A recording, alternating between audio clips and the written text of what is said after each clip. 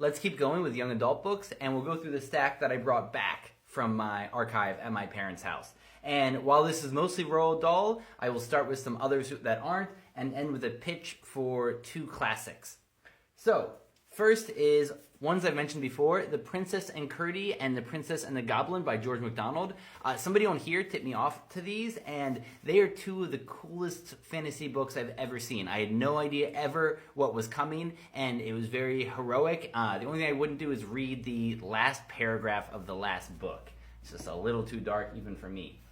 This was one of the most life-changing books I had. Maniac Magee won the Newbery Award winner. As I said, you can never go wrong with a Newbery, but this was a very inspirational book because there were no villains in this book. This was a young boy trying to make friends across the tracks and just being his own weird self. And it was very, very inspiring to me. This was one of the most important books I read before the age of 18.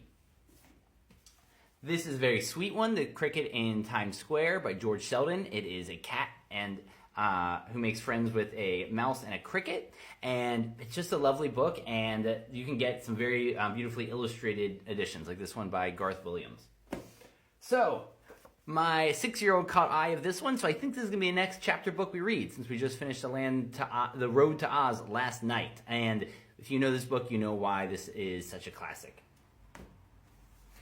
Just wanted to highlight this. If you ever see these golden guides, one, they're actually often worth money now, especially the hallucinogenic plant one. Not always, but some are. But anyway, they're always great. This is Seashores, and I'm an ocean guy. My firstborn's an ocean person. And it's just perfect little rundowns of what seashores are. And so they're just great nonfiction, whatever that topic is. So now we're getting to the Roald Dahl stuff.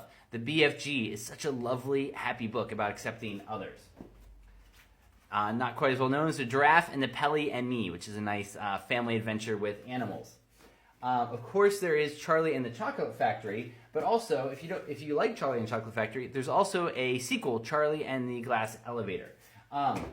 Then you have George's Marvelous Medicine. And by the way, if you can, I would always get the illustrations done by Quentin Blake. And if you have a chance, just read a biography of Quentin Blake. He was a really cool guy, kind of an old curmudgeon, and one of the best children's books illustrators while he was alive.